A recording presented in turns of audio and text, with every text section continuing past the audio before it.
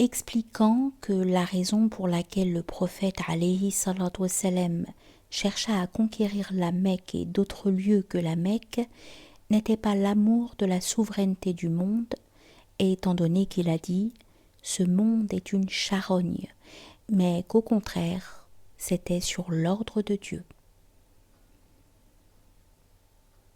De même, les luttes du prophète alayhi salatu wassalam pour conquérir la Mecque, comment peut-il être soupçonné d'amour pour ce monde?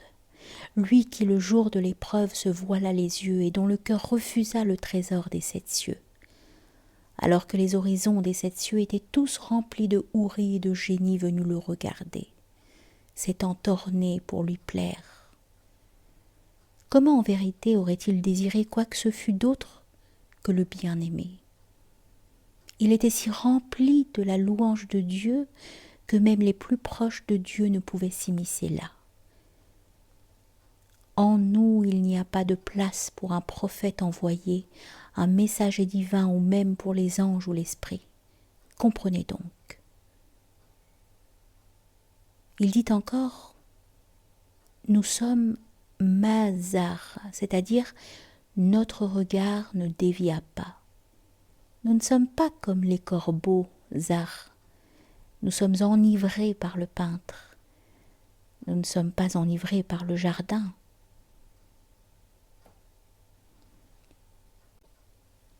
Étant donné qu'aux yeux du prophète alayhi salatu wassalam, les trésors des sphères et des intelligences célestes ne semblaient pas plus qu'une paille, qu'en aurait-il donc été de la Mecque, de la Syrie, de l'Irak, qu'ils combattent et les convoitent? Une telle pensée et une telle opinion sont celles de l'hypocrite qui juge le prophète alayhi salatu wassalam par analogie avec son âme perverse.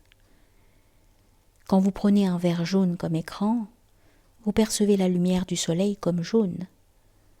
Brisez ces verres bleus et jaunes afin de pouvoir distinguer la poussière et l'homme qu'elle dissimule.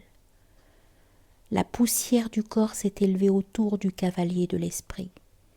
Tu t'es imaginé que la poussière était l'homme de Dieu. Iblis ne vit que la poussière et dit « Comment cet enfant du limon, Adam, serait-il supérieur à moi dont le front est de feu ?» Tant que tu considères les saints comme des hommes, sache que cette façon de voir est un héritage d'Iblis.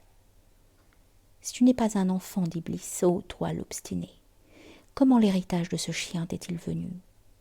Je ne suis pas un chien, je suis le lion de Dieu, l'adorateur de Dieu. Le lion de Dieu est celui qui a échappé à la forme phénoménale. Le lion de ce monde recherche une proie et de la nourriture. Le lion de Dieu recherche la liberté et la mort. Étant donné que dans la mort il voit sans existence, pareil au phalène, il consume sa propre existence. Le désir de la mort devient l'emblème des sincères, car cette déclaration fut un test pour les Juifs. Dieu dit dans le Coran « Ô peuple des Juifs, la mort est un trésor et un gain pour ceux qui sont sincères. » De même qu'il existe un désir de profit chez les hommes en ce monde, le désir de la mort est meilleur aux yeux des sincères. Ô Juifs, afin d'être honorés par les hommes de mérite, que ce vœu soit formulé par vos lèvres. Pas un seul juif n'eut le courage de répondre quand Mohammed lança le défi, alayhi salatu wassalam. Il dit, s'ils prononçaient cela eux-mêmes, en vérité pas un seul juif ne resterait en ce monde. Puis les juifs apportèrent le tribut et les taxes foncières, disant, ne nous fais pas honte, ô flambeau du monde. Il n'y a pas de fin en vue de ce discours. Donne-moi ta main, puisque tes yeux ont vu l'ami.